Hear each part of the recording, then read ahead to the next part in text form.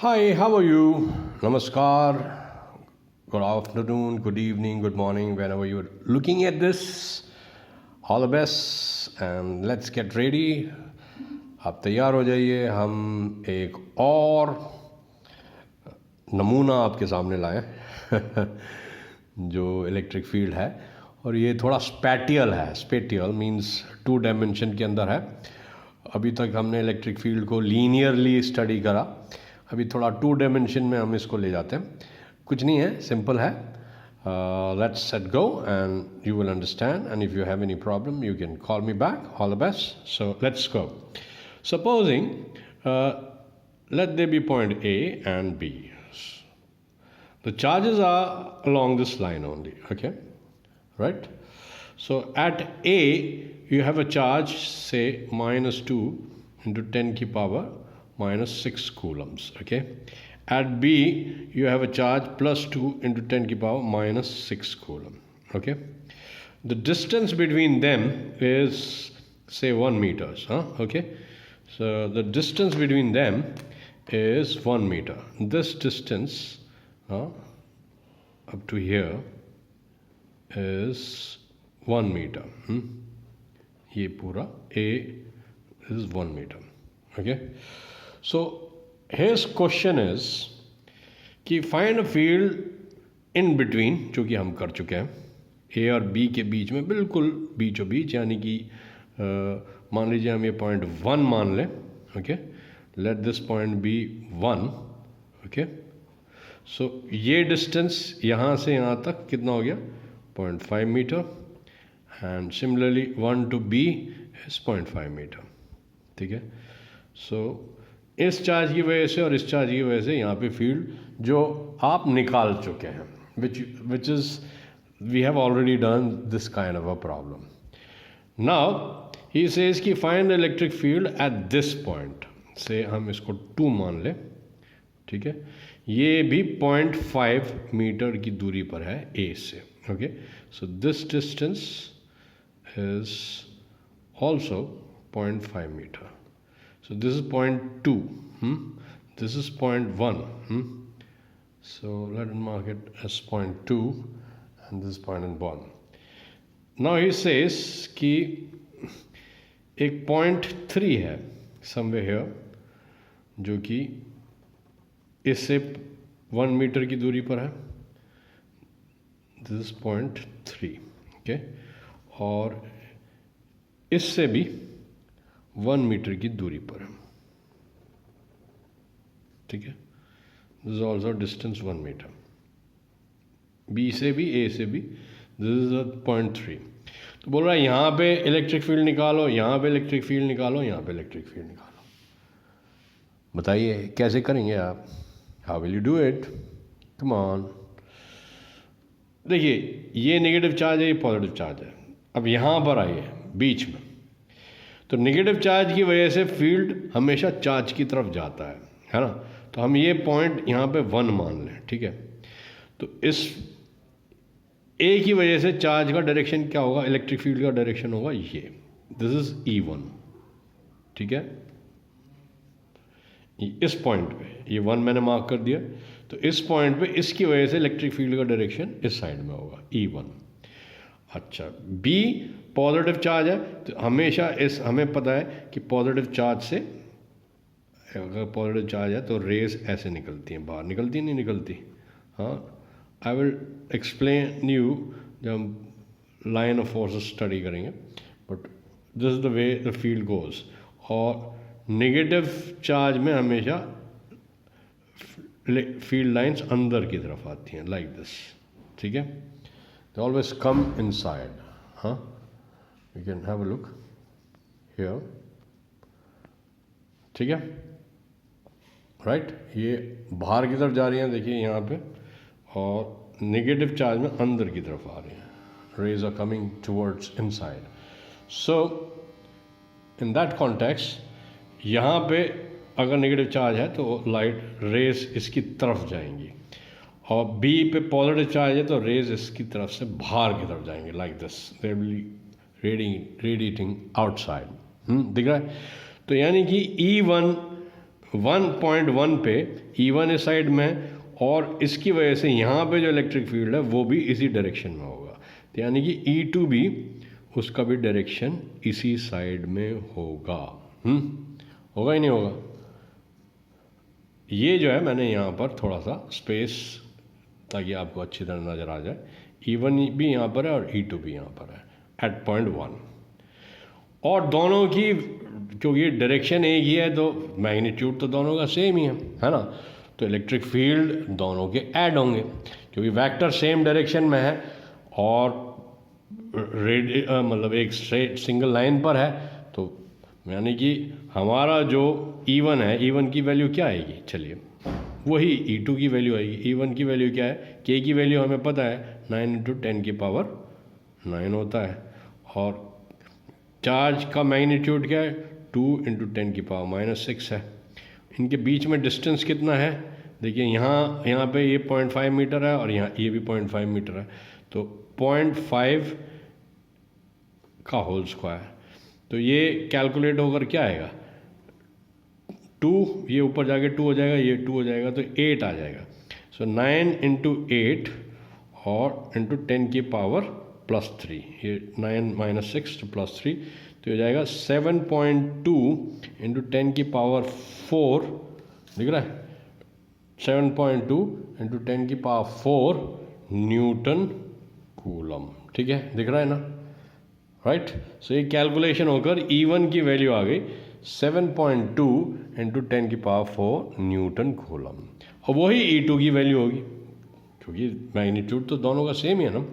So therefore जो electric field यहाँ पर 1 पर है वो आएगा 2 इंटू 7.2, यानी कि E1 प्लस E2 जो है 1 के ऊपर एट 1, 2 इंटू 7.2 इंटू 10 की पावर 4, यानी कि कितना होगा न्यूटन कूलम, यानी कि दिस विल बिकम 72,144, तो 14.4 इंटू 10 की पावर 4 न्यूटन पर कूलम, है ना, ये आएगा ना। सो यहाँ पे तो इलेक्ट्रिक फील्ड निकल गया, राइट। अब आप ये बताइए यहाँ पर 2 पे क्या होगा, देखिए 2 पर इसकी वजह से इलेक्ट्रिक फील्ड इस साइड में होगा, है ना, लेट्स गो एट 2। 2 पर देखिए, 2 पर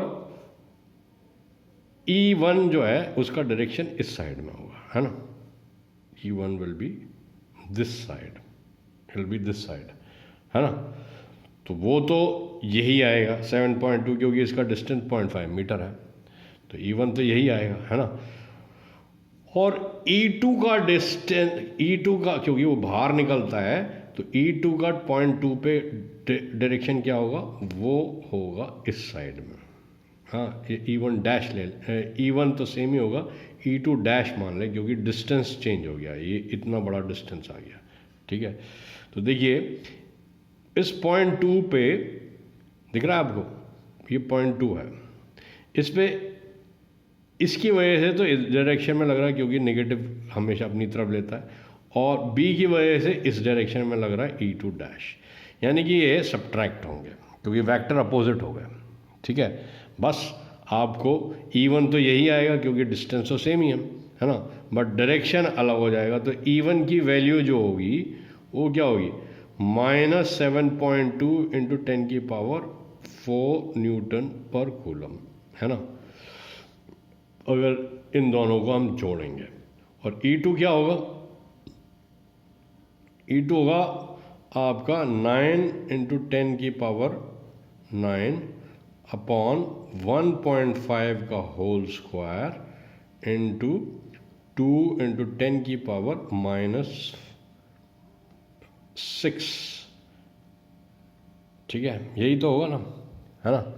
तो 1.5 को आप क्या लिख सकते हैं, आप लिख सकते हैं 3/2, है ना, तो this you can write, so 9 upon 9 क्योंकि इससे 3 का स्क्वायर आ गया और 8 ऊपर चला गया, तो 8 मतलब 2 इंटू 2 4 ऊपर चला गया, तो 8 इंटू 10 की पावर -6 और इसका 10 की पावर 9, है ना, तो ये आ गया। सो E2 की जो वैल्यू आई, 9 से 9 कट गया, सो E2 की वैल्यू आई 8 × 10⁻³ न्यूटन्स पर कूलम। ठीक है, बस इन दोनों को जोड़ दीजिए तो आंसर आपका आ जाएगा। सो ये है, क्योंकि ये ज़्यादा है और ये कम है, तो नेचुरली उसका इलेक्ट्रिक फील्ड का डायरेक्शन इस साइड में होगा, नेगेटिव होगा, है ना, दिख रहा है ना। तो इन दोनों को जोड़ दीजिए आप। सो आपके पास E1 + E2, हाँ ये नेगेटिव है, ये पॉजिटिव है, तो डायरेक्शन इस साइड में आएगा। तो आंसर क्या होगा, 8 × 10⁻³ - 7.2 × 10⁻⁴। ठीक है, तो अगर हम इसे यहाँ पे दे दें तो ये 72 हो जाएगा। 72 में से 8 गया, 10⁻³ बाहर ले लीजिए, 72 में से 8 गया तो कितना बचा, आपका बचा 54, isn't it? 54 बचा, right. So this gives you 54 × 10⁻³ Newton's पर कूलम। ये इस 2 की वजह से, ठीक है, समझ में नहीं आया, राइट। अब हम बात करते हैं यहाँ पर, इस पॉइंट पे, ठीक है, इस पॉइंट पे हम बात करते हैं 3 पे। तो देखिए ये एंगल 60 डिग्री है, ठीक है, दिख रहा है ना आपको, ये 60 डिग्री है या नहीं बताइए। तो इसकी वजह से ये जो नेगेटिव चार्ज है, इसकी वजह से तो डायरेक्शन ये होगा ना इलेक्ट्रिक फील्ड का, इस डायरेक्शन में होगा, E1 है ना, EA अगर आप माने, EA इस डायरेक्शन में होगा, और EB क्योंकि वो चार्ज दूर जाता है तो EB का डायरेक्शन इधर होगा, है ना। अगर हम इस पॉइंट 3 को कंसिडर करें तो 3 पे देखिए एक फील्ड इधर लग रहा है और एक फील्ड इधर लग रहा है ना। तो ये अगर 60 है तो ये कितना होगा, हाउ मच विल बी, हाँ this will be 120, isn't it?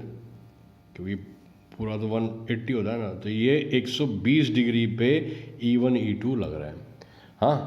और आपको पता है वेक्टर लॉ से कि 2 वेक्टर्स का रिजल्टेंट अगर उनके बीच में आपको एंगल पता है तो यू कैन फाइंड आउट कि उनका रिजल्टेंट क्या होगा, है ना, पता है ना आपको। तो you can use that formula. पहले तो यहाँ पे इसकी वजह से ये 1 मीटर है, इसकी वजह से 1 मीटर है, यहाँ पे इलेक्ट्रिक फील्ड निकाल लो। तो जो ये होगा EA, है ना, E1 ही मान लेते हैं हम इसे, ठीक है। ये तो EA जो है, ये जो A की तरफ जा रहा है, सो EA, सॉरी ये भी, ठीक है, ये EA है। तो EA क्या होगा यहाँ पर, 9 × 10⁻⁹/1 का स्क्वायर, क्योंकि ये 1 मीटर है, इंटू 2 × 10⁻⁻6, ठीक है ना। समझ में आया नहीं आया, ये EA होगा। और EB क्या होगा, वो भी यही होगा, है ना, EB due to charge at B, तो वो भी यही होगा, 9 × 10⁻⁹ 1 स्क्वायर इंटू 2 × 10⁻⁻6, राइट। तो E और EB हमारे को पता है, and we know angle between them. So what do you will be doing, अगर आपको एंगल बीच में पता है 2 वेक्टर्स के बीच में, तो उनका रिजल्टेंट क्या होगा भाई, हाँ,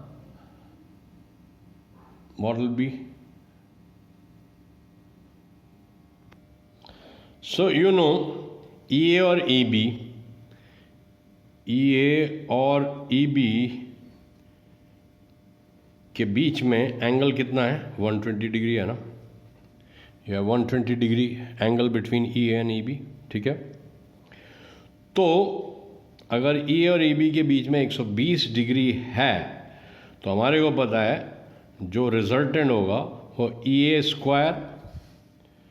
+ EB² plus twice EA into EB cos 120 degree, जो कि इनके बीच में एंगल है। यही होगा ना।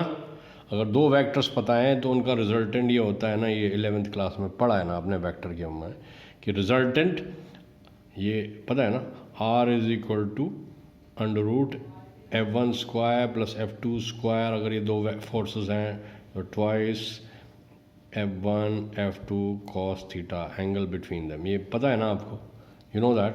सो ये हमारे को EA हमने ये वैल्यू निकाल दी और EB निकाल दी, यहाँ पे रख दीजिए and you will get the answer yourself। इसे आप निकालिए and send it to me and I'll give you the answer। But ये कुछ नहीं है, सिंपल है, वैल्यू रखनी है और कैलकुलेट कर देना है। अगर आप इतना भी कर देंगे तो examiner will give you numbers, ठीक है, राइट। सो हियर थोड़ा सा हमको ये थोड़ी टर्मिनोलॉजी चेंज कर लेनी चाहिए, ये EA कर देना चाहिए हमारे को, ठीक है, और ये EA और EB कर देना चाहिए, क्योंकि ये यहाँ पर डायरेक्शन जा रहा है, तो ये EA हो गया और ये EB हो गया। तो let's do that. This is EA and this is EB, right. This is EA and EB। जहाँ पे भी E1 E2 लिखा है ना, उसको EA और EB कर लीजिए, क्योंकि वो पॉइंट हमने लिए हैं। तो EA electric field due to this charge and EB is electric field due to this charge. बस ये रखिए EA EB, जहाँ पे भी ये EA E1 E2 है, ये EA EB, बस ये याद रखिए। And this is done, right. So you got it. This is the way to solve it. It is simple. तो अगर आपको लॉजिक पता है, you can do that. So all the best. Good luck. Goodbye.